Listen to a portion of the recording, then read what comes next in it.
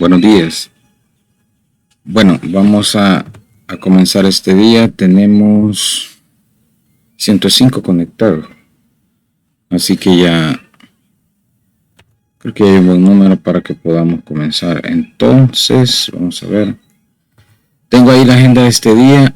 Vamos a comenzar como ya estamos acostumbrando a la parte de la reflexión del día. Bueno, sería de la semana, ¿verdad?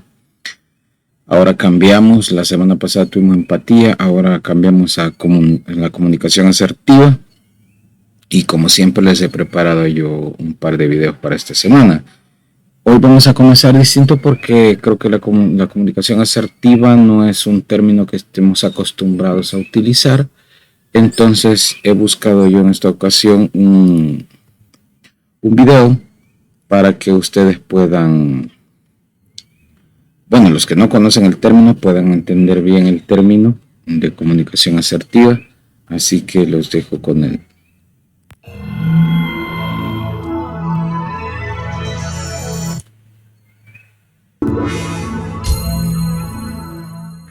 ¿Qué es la comunicación asertiva? La comunicación asertiva consiste en la capacidad de expresar sentimientos, ideas u opiniones de manera confiada, reduciendo la posibilidad de generar un conflicto. Implica, entre otras cosas, la habilidad para expresarte sin dejar que intervengan juicios o preconcepciones sobre las personas o hechos. Asimismo, requiere de un profundo respeto por las personas con las que te comunicas y establecer que tú también esperas ser respetado. Lo contrario a un estilo de comunicación asertiva sería una persona que evita el conflicto a cualquier precio. Trata de tranquilizar a los demás expresándose con disculpas continuas, temor o ansiedad, sin la posibilidad de externar sus sentimientos, pensamientos o creencias. Y, en caso de lograr expresarlos, se siente culpable o con resentimiento.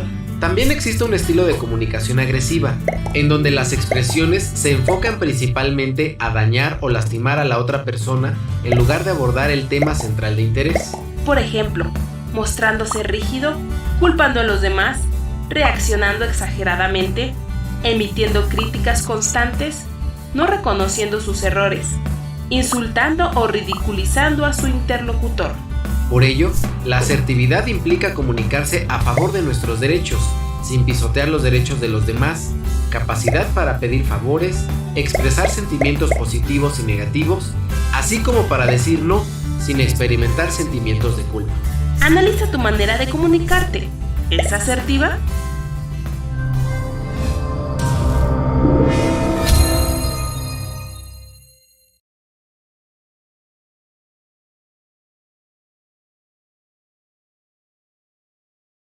Profe, perdón la interrupción, tiene su micrófono apagado. Perdón, es algo que siempre se me olvida cuando les pongo el video porque apago el micrófono para que no se escuche ruido. Gracias.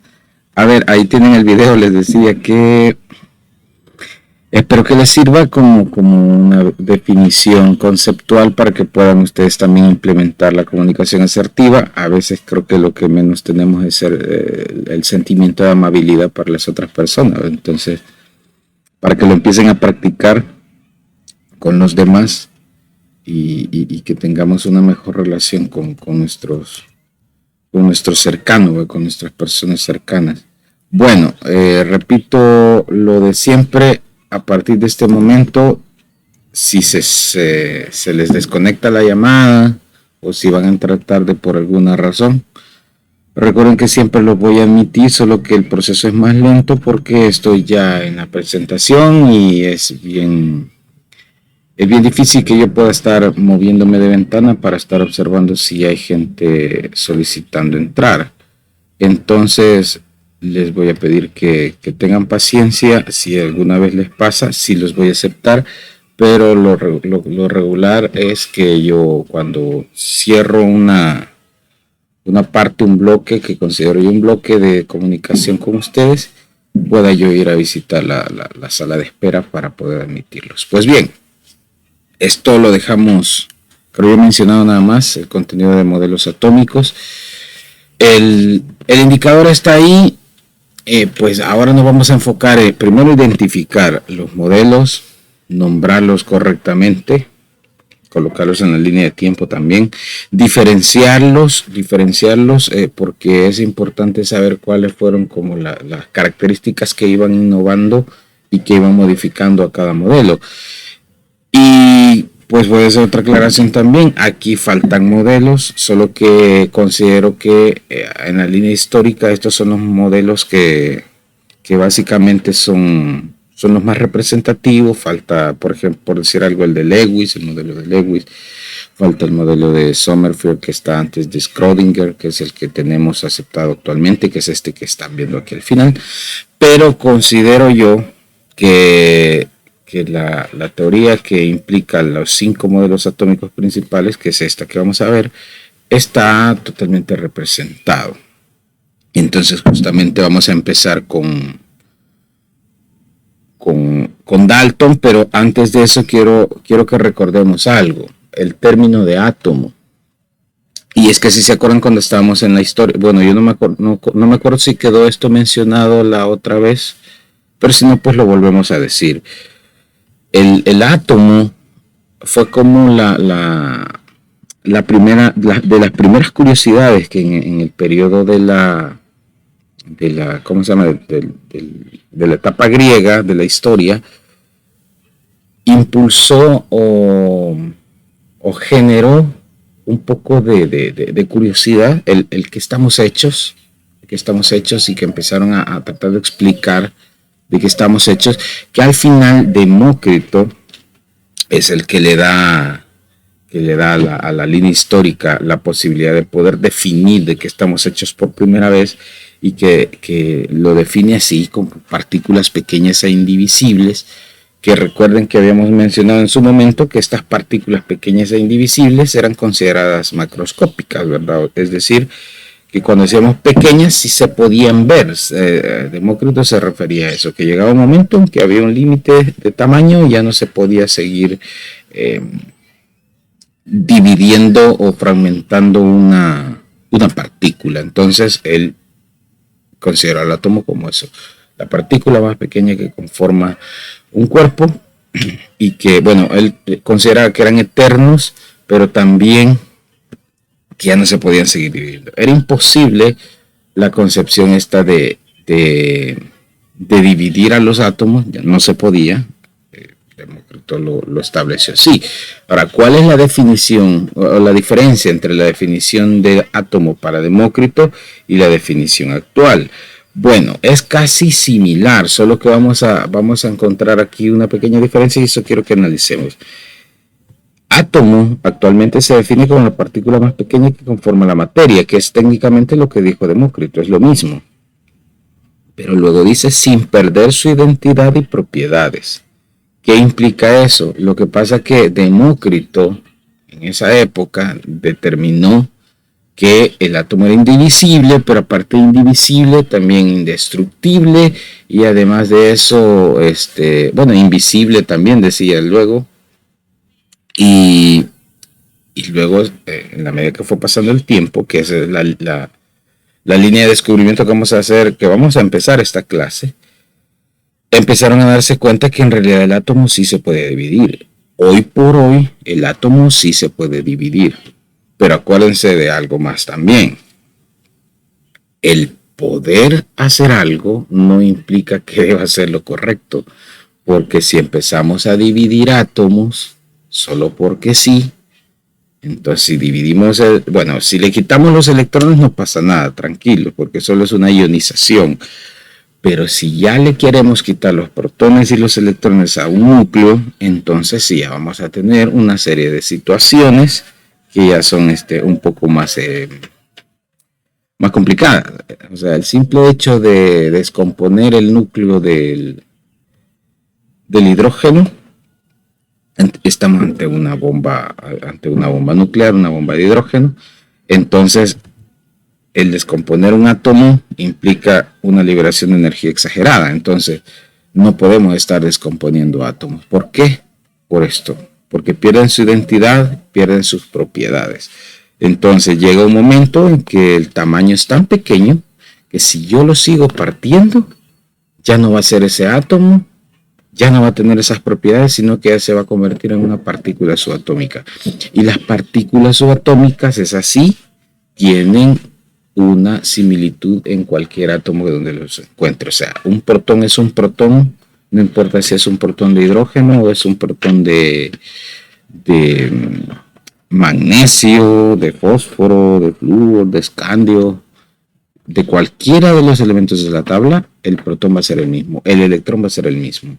Entonces ya no podemos definir una identidad de un átomo a otro. Así que llega un límite en el que decimos no más, no lo podemos seguir quitando más, porque si le quitamos perdemos la identidad. Este es carbono, este es un átomo de carbono, es lo más chiquitito de lo que puedo llegar.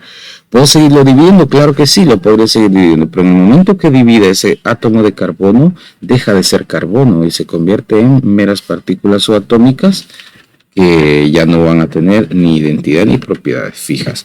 No sé si hasta aquí tienen alguna pregunta en cuanto a la definición de átomo. Diga. Solo decirle de que un niño está en la sala. Vaya, voy a repetir lo que dije anteriormente. Ahorita he puesto la parte de las preguntas, acabo de hacer una pregunta yo, y les dije, ¿hace qué?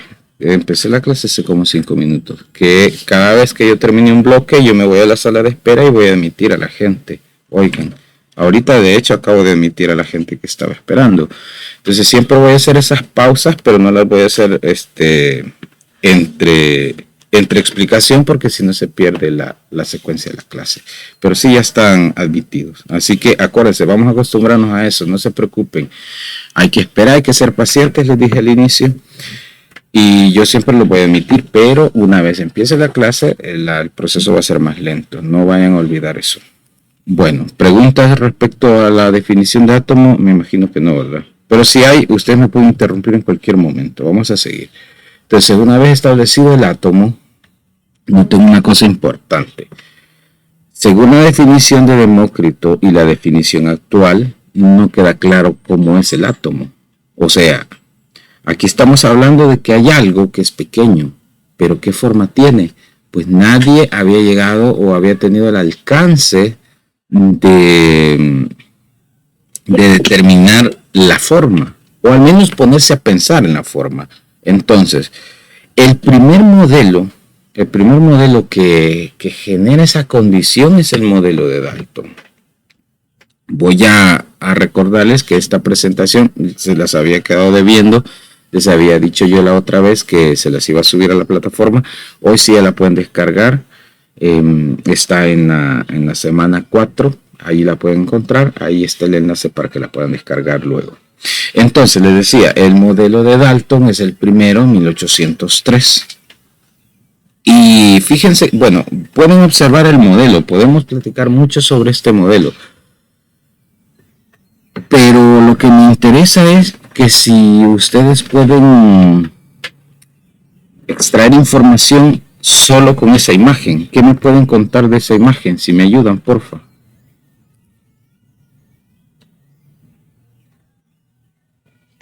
Yo creería que ese átomo solo es un núcleo.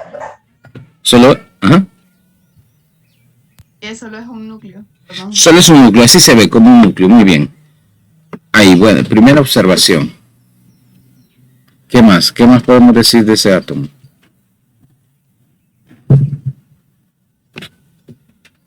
Que el átomo era una esfera completamente lisa. Muy bien, ahí ya estamos hablando de forma, miren. La participación anterior se fue acercando, porque es como un núcleo, entonces. Pero yo quería que me dijeran la forma, porque si es como un núcleo. ¿Y qué forma tiene un núcleo? Una forma de esfera. Estábamos bien, pero ahí está la palabra que yo quería que llegáramos. Es como una esfera, ¿ya? Es una esfera. Entonces, cuando decimos esfera, es diferente a un círculo, ¿verdad? Un círculo no tiene, ¿cómo se llama? No tiene el efecto ese de volumen. Solo tiene 2 dimensiones, gracias, solo tiene 2 dimensiones. En cambio, cuando hablamos de una esfera, estamos hablando de 3 dimensiones, ¿verdad? Entonces, tiene profundidad ya y podemos decir que es una esferita, es una esfera, y si se fijan, no tiene mayores detalles. Es como un núcleo, sí, punto, es como un núcleo. Como una luna, pero sin sin relieve irregular, es completamente lisa, perfecta, digámoslo así. Entonces, este es el modelo de Dalton. Fíjense que el modelo de Dalton es altamente criticable. Si ustedes se fijan, podemos observar que no tiene mayores detalles. O sea, hasta a nosotros se nos pudo haber ocurrido. O sea, cualquiera podría pensar eso. Hasta a mí se me pudo haber ocurrido eso. ¿Quién no lo pudo haber hecho? Pero aquí viene el... Yo pensaría, profe, A ver. es el modelo. Uh-huh. Yo diría, es un círculo X. Uh-huh. O sea, no tiene nada de relevante, ¿verdad? Pero ahora bien, eso lo decimos nosotros porque ya conocemos los demás modelos o ya los hemos visto, hemos escuchado hablar de ellos. Pero ¿qué pasa si nos ponemos ante la situación de que este es el primer modelo que existe a partir de nada? O sea, porque esto fue lo primero. Lo primero que vio la gente de la época como átomo representado es eso que está ahí. Una esfera. Entonces cualquiera en la actualidad podría decir, pues eso es una chivuela, eso es todo, eso fue la brillante idea de Dalton, pero en realidad es el punto de partida para poder generar modificaciones posteriores. ¿Por qué? Bueno, yo siempre lo explico así, me gusta decirlo así, poner esta analogía.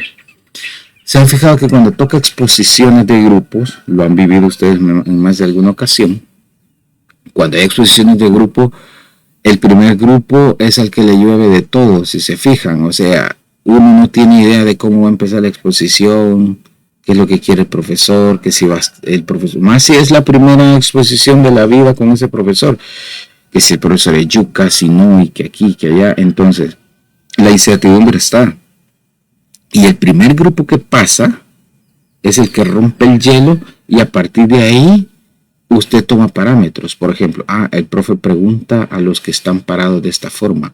Es que el profe se va por esto y esto y esto. Lo que quiere que digamos es esto. Ya se fijaron cómo se hizo pedazos al grupo porque no sé qué. Entonces ya el segundo grupo ya trata de hacer las modificaciones, los ajustes correspondientes respecto a lo que vieron ya del primer grupo. Entonces, eso es lo que sucedió prácticamente con el modelo de Dalton. O sea, lo importante aquí quizá, o lo más sobresaliente con Dalton, es la forma. Por primera vez damos una forma al átomo. Ahora bien, Dalton no solo se quedó con la forma del átomo, sino también mencionó algunas características. Está la teoría de Dalton, es algo muy bien pensado. Claro que los postulados de Dalton estaban erróneos, bueno, todos prácticamente, a medias estaban bien, pero si ya los consideramos por completo, estaban errados.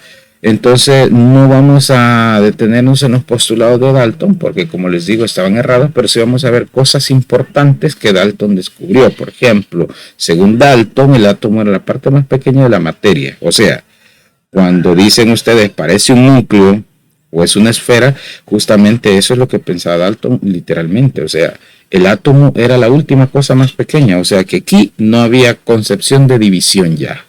Esto ya no se puede dividir, hasta aquí llega, esto es lo más pequeño, no hay una esferita más pequeña allá o varias esferitas chiquitas ahí, no hay.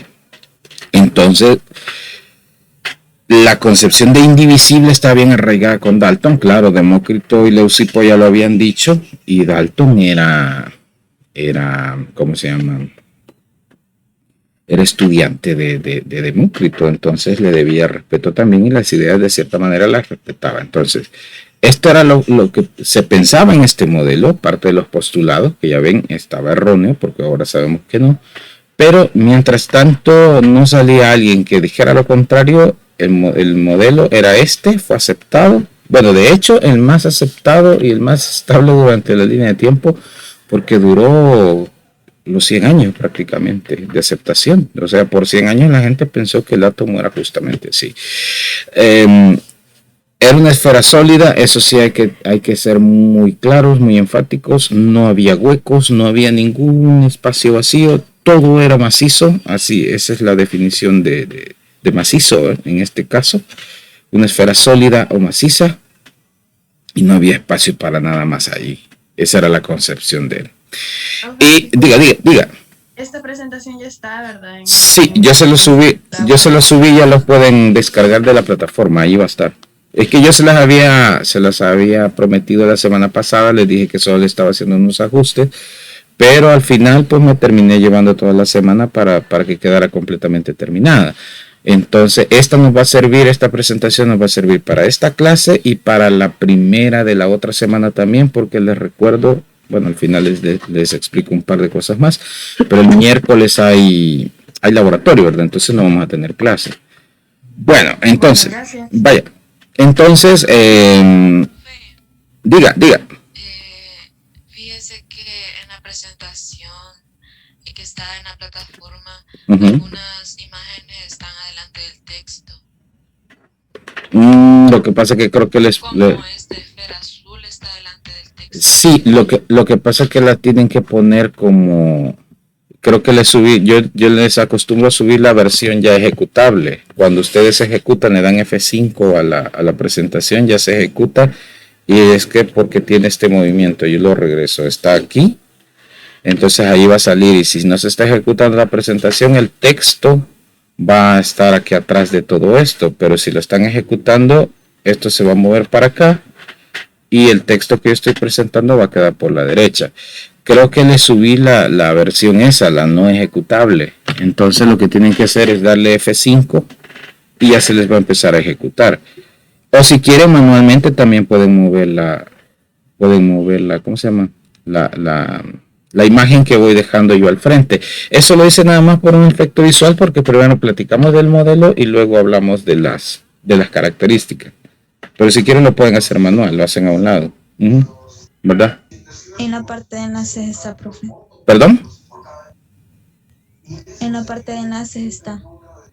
En la parte de, ¿cómo se llama? Siempre se me olvida si me ayudan, se llaman, no, lecciones, en lecciones, ahí. En enlaces solo está, bueno, les he puesto 3 enlaces, creo, los 2 enlaces para clases y el enlace para el Drive, creo. En el Drive también lo pueden encontrar. De hecho, el enlace que está en lecciones es para el Drive, exactamente para ese archivo. Pero si ustedes quieren también por facilidad y practicidad, se pueden ir al Drive y ahí está la separata, está la presentación, está la guía de la semana. Entonces están las 3 cosas, o todas las cosas que vamos a usar en la semana, yo se las coloco ahí. Oigan, pero como les digo, esta presentación la pueden modificar a su antojo. Una vez ustedes la descargan, ya es editable para ustedes.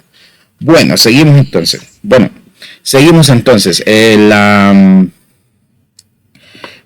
Las partículas subatómicas aquí son desconocidas, no existen. O sea, electrón, protón y peor neutrón, que fue el último en descubrirse, no existe en el átomo, solo es una sola cosa el átomo. Entonces, así termina de plantear Dalton su modelo, y como les digo, dura básicamente 100 años, porque algunos lo ponen en 1904, pero en realidad en 1897 fue la publicación del modelo de Thomson. Entonces, pero técnicamente que dura 100 años de aceptación el modelo anterior, el de Dalton, pero luego Thomson modifica un poco el átomo. A ver si me ayudan otra vez. ¿Qué ven de distinto aquí? Bueno, creo que es casi predecible, ¿verdad? Pero dígame qué es todo lo que observan en ese modelo. Las cargas positivas y negativas. Muy bien, hay cargas. ¿Qué más? ¿Alguien más iba a decir algo? Perdón. Diga. Los electrones y los protones andan vagando en el átomo. Electrones y protones vagando en el átomo. Muy bien. ¿Quién tiene otra idea más? Alguien más iba a hablar, creo.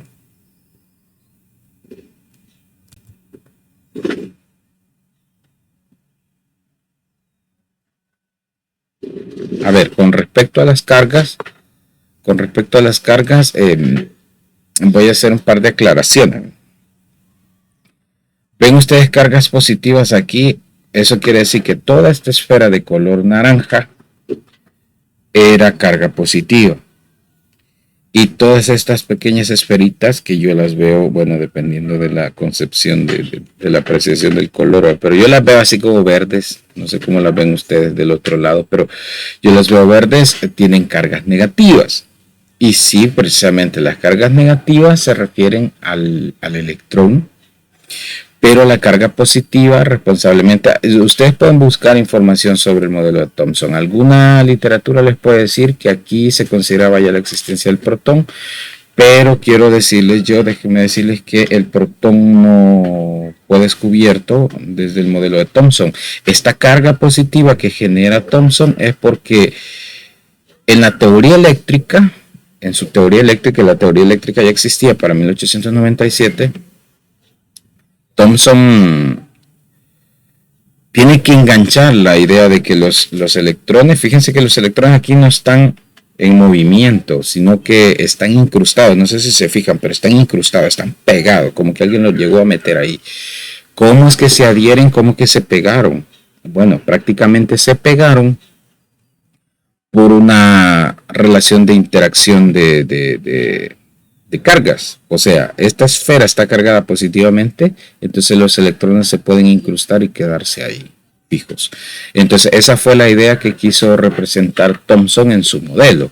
Ahora, ¿de dónde sacó la idea de que habían cargas aquí en el átomo? Pues resulta que Thomson hizo un experimento que se llama el experimento de los rayos catódicos. Para que tengan una idea más o menos de qué es un rayo catódico, los rayos catódicos es una tecnología muy antigua, que todavía se usa poco, pero todavía se usa. Si tienen todavía televisores ustedes de los viejitos, de los que son análogos, pues esos funcionan con tecnología de rayos catódicos. No sé si se han fijado que cuando uno graba la televisión con una cámara de video, hay una línea que va bajando.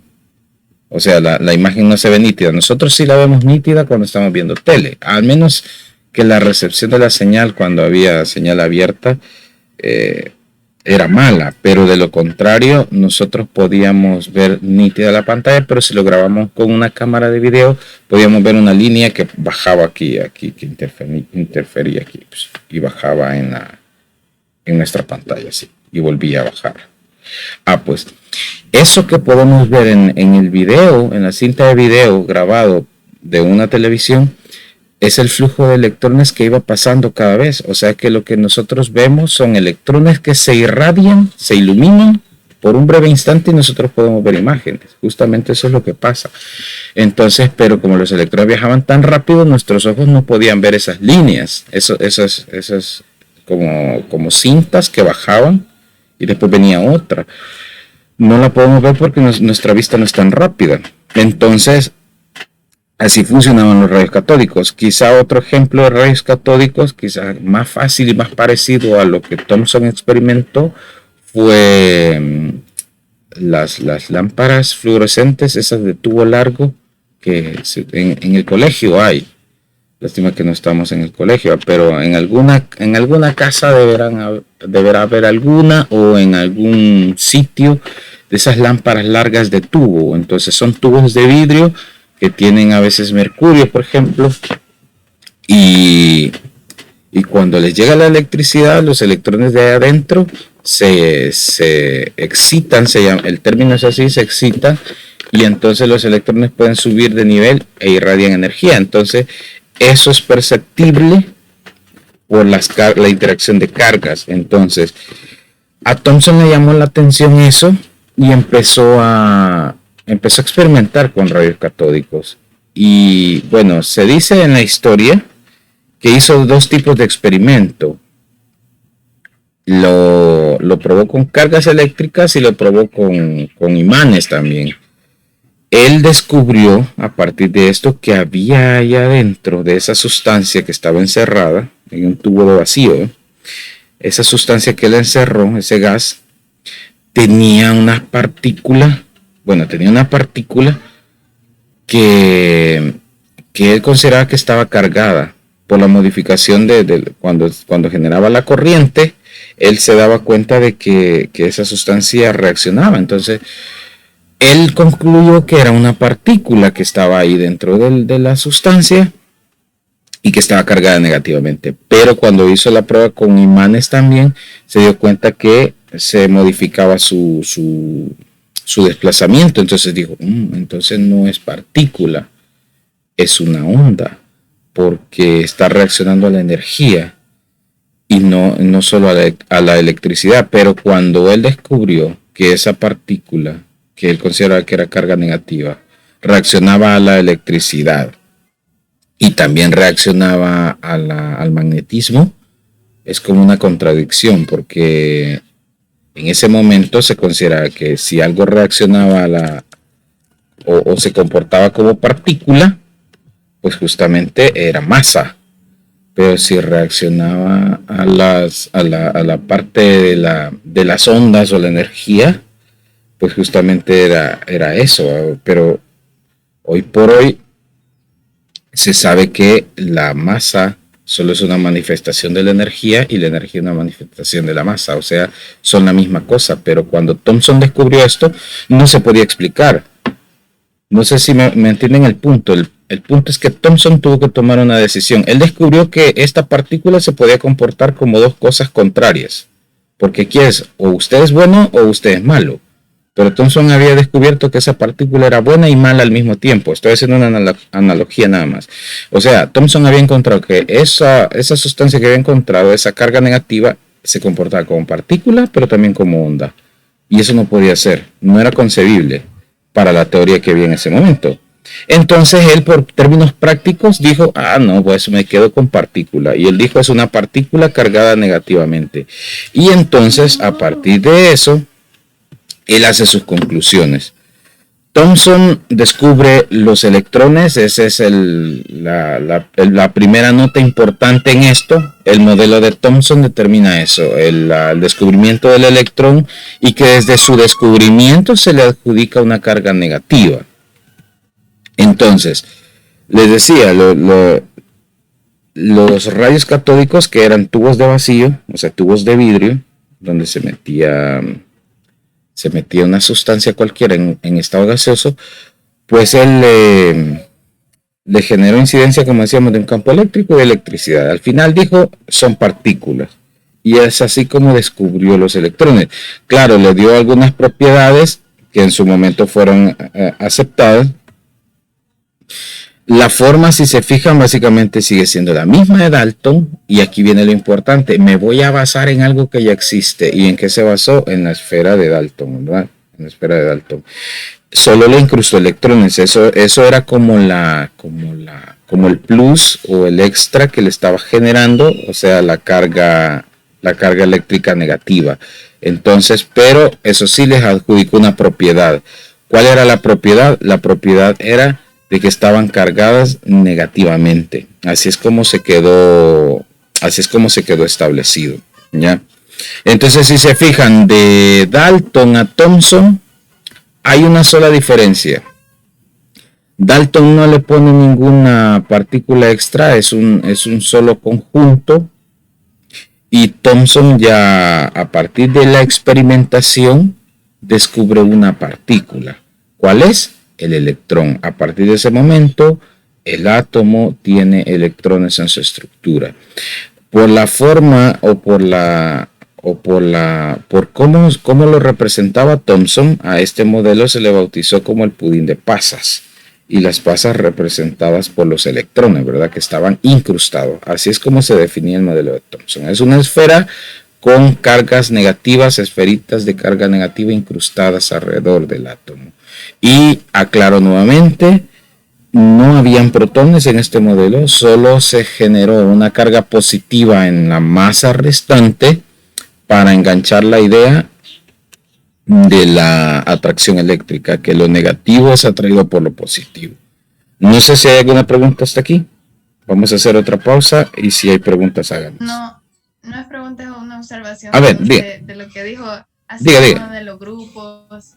Entonces, tiene mucha razón, porque en el primer modelo solo era la esfera, Muy bien. Lo que hizo Thomson solo fue añadirle las cargas positivas y negativas.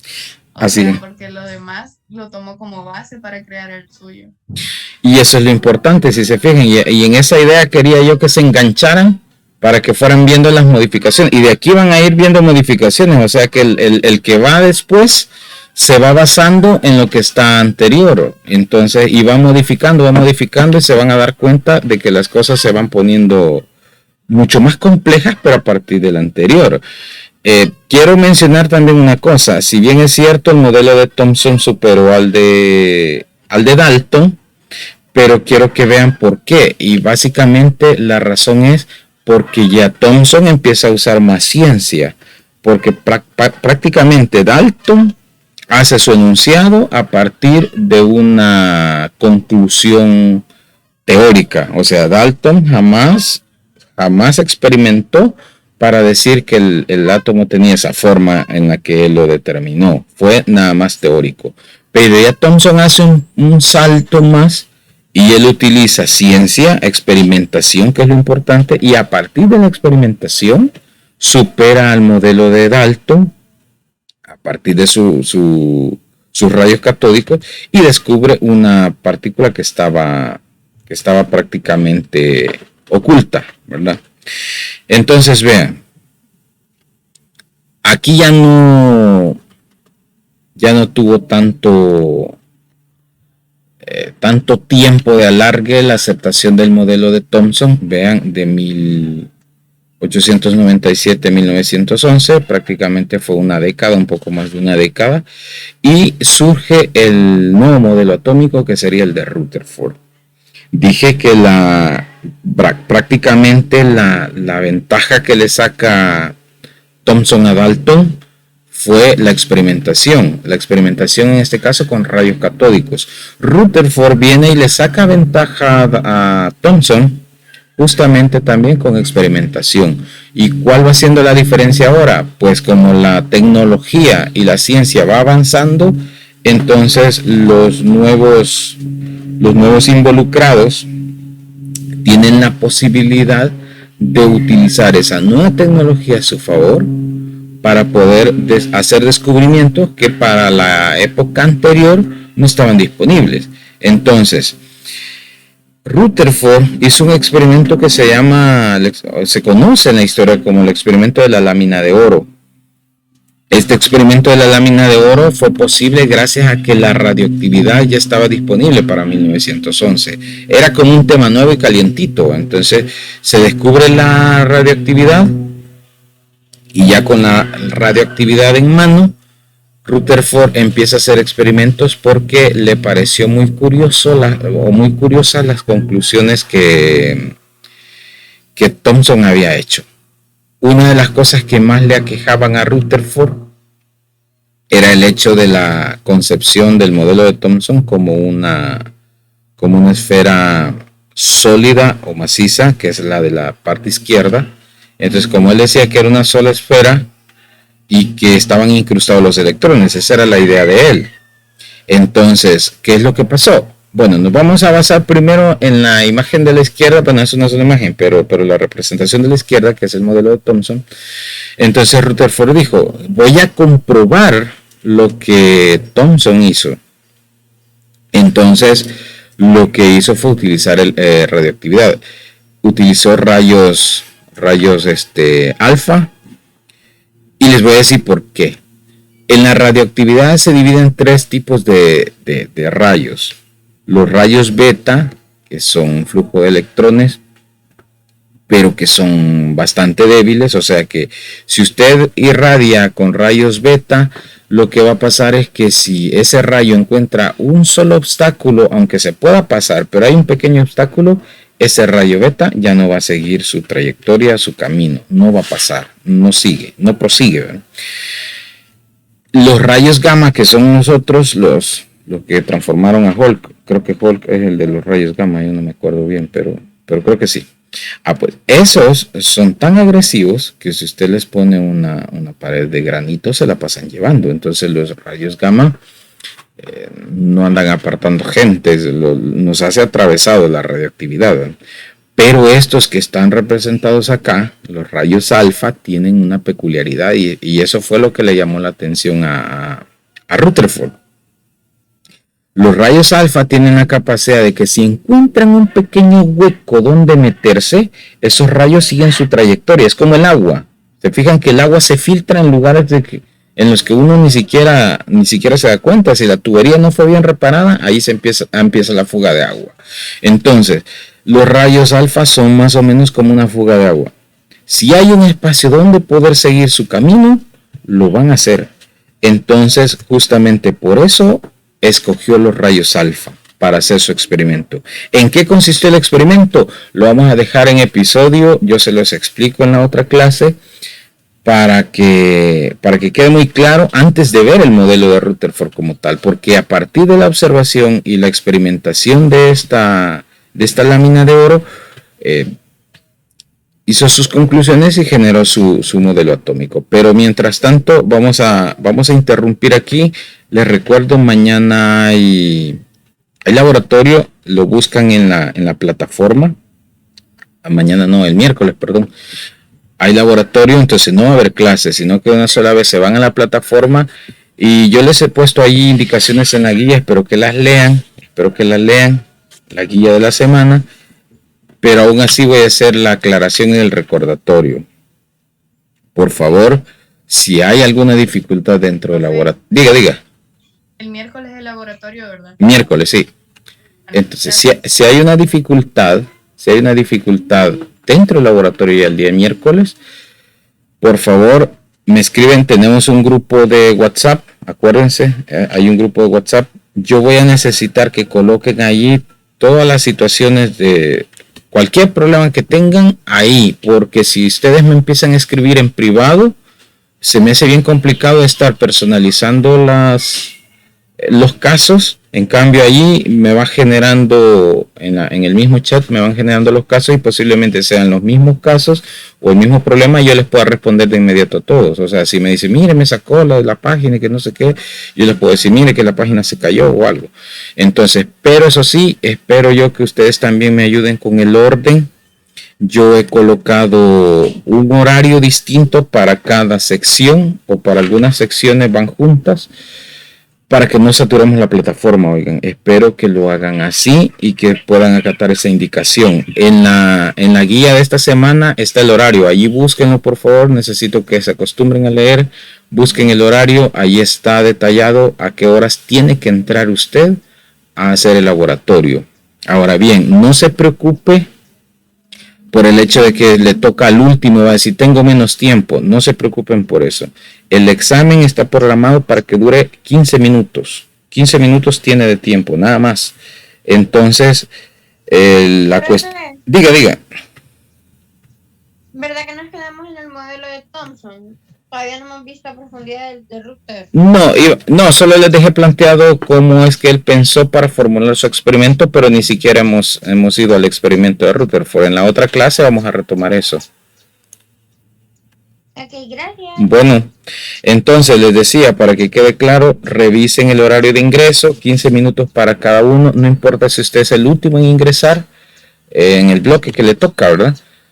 Los últimos que van a ingresar a 30 minutos después de que empiece la clase, pero si se fijan, como la clase dura 45 minutos, van a tener exactamente los 15 minutos, los mismos 15 que van a tener todos los demás, porque si usted empieza justo cuando empieza la clase, va a tener 15 minutos a partir de ese momento y ya después se cierra el examen. Para los que inicien, ¿verdad? Para los que inicien. Por eso les digo, no se preocupen, diga. ¿Y eso dónde está? En la plataforma. Vaya, mire. ¿Qué sección? Ustedes se van a lecciones y ahí está la semana 4. Abajo de la semana 4 hay un apartado donde dice ejercicio. El ejercicio es allí va a decir el nombre, va a decir historia de la química. Laboratorio historia de la química, dice. Pero siempre lo tienen que buscar ahí en lecciones. Ahí va a estar todo centralizado para que no se vayan a perder. Oigan. Profe, Diga, disculpe, diga. se me fue el Inter y no sé de qué está hablando, no sé si me puede explicar. Ah, del laboratorio de mañana. Es el laboratorio de mañana. Les estoy diciendo que por favor lean la guía de indicaciones de esta semana, porque ahí está. Miércoles, profe. Perdón, yo sigo con mañana. Ahí están las indicaciones, los horarios para la entrada del laboratorio, porque no van a entrar todos al mismo tiempo porque podemos saturar la plataforma. Entonces, están los horarios y también están las indicaciones específicas ahí de cómo vamos a tratar los posibles problemas técnicos que se puedan dar. Entonces yo voy a necesitar de que ustedes lean bien esas indicaciones. Creo que la única indicación que importa ahorita es esta. Lean la guía de la semana. Ahí está todo bien explicado. Y si le queda duda, hagamos dos cosas. Primero, lo vuelve a leer la guía y luego, si quiere, me pregunta. Ya, pero lea las indicaciones, por favor. Cada quien las lea antes de que empiece el laboratorio mañana, ¿verdad? Sigo con mañana, el miércoles. Entonces, por favor, lean las instrucciones. Para eso las he escrito, para que ustedes estén claros y que no estén así con ansiedad, ¿verdad? Para el momento de la evaluación. Así que creo que de mi parte es todo. Ya les he quitado yo 4 minutos de su receso. Así que si no hay más preguntas, pues nos vamos. No sé si hay alguien más que quiera preguntar algo. Bueno, creo que no. Así que nos vemos el miércoles en la plataforma. Busquen la plataforma la evaluación, oigan. Y pues la otra semana seguimos con esto de los modelos atómicos. Así que de mi parte ha sido un placer nuevamente verlos. Profe. Diga.